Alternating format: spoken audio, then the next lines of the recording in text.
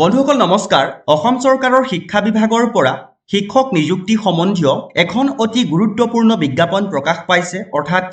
1433টা assistant teacher অৰ্থাৎ upper প্ৰাইমেৰীৰ assistant teacher আৰু science teacher পদ পূৰণৰ বাবে প্ৰাৰ্থীসকলৰ পৰা আবেদন বিচাৰিছে বন্ধুসকল এই এডভাৰটাইজখনৰ বিপৰীতে এইবাৰ কোনে কোনে এপ্লাই কৰিব নোৱাৰিব আৰু কোনে কোনে পাৰিব এই দুয়োটা ইনফৰমেশন আপোনালোকক জনাবলৈ চেষ্টা কৰিম চাওক প্ৰথমতে জনাইছো ভাল খবৰটো 3 নম্বৰ পইণ্টটো আপোনালোকে লক্ষ্য কৰিব The candidate who have passed the A-TET/C-TET will be eligible for applying এইটো এটা ভাল খবৰ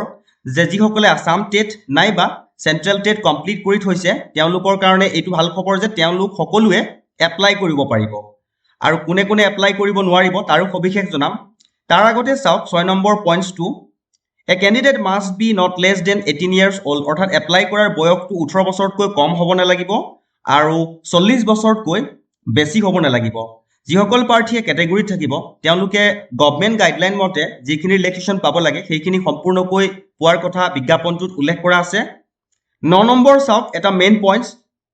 অনলাইন এপ্লাই কেতিয়াৰ পৰা হ'ব অৰ্থাৎ ফেব্ৰুৱাৰী মাহৰ 17 তাৰিখৰ পৰা মাৰ্চ মাহৰ 1 তাৰিখৰ ভিতৰত প্ৰাৰ্থীসকলে অনলাইন এপ্লাই কৰিব লাগিব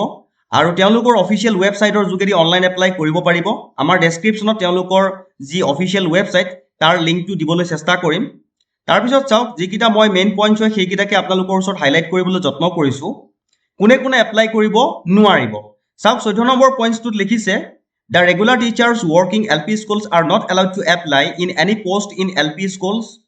and regular teachers working in UP schools are not allowed to apply in any post in UP schools অৰ্থাৎ যিসকল প্ৰাৰ্থীয়ে এলপি স্কুলত ৰেগুলাৰ টিচাৰ হিচাপে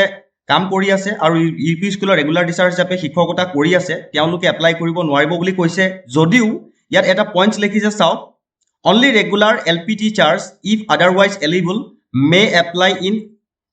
UP schools through proper channel যদি LP স্কুলত ৰেগুলাৰ টিচাৰ হিচাপে শিক্ষকতা কৰি থকা এজন ক্যান্ডিডেটে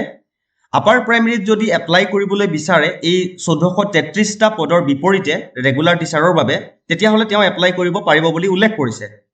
তে বন্ধুসকল ইনফৰমেশন যিখিনি ইম্পৰ্টেন্ট বা